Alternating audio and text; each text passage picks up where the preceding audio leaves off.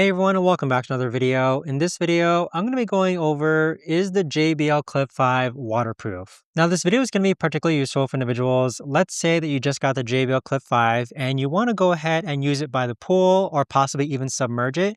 How do you actually go ahead and explain this question? So to simply put, the JBL Clip 5, which looks like this, is fully waterproof and dustproof with an IP67 rating. So what that means is that technically this speaker that you have is designed to be submerged to up to most 1 meter of water for about 30 minutes. So this makes it a really compatible speaker for when it comes to poolsides, going to the beach, and even placing this within your shower. So with it, it is waterproof. I just wouldn't submerge it within any deep water.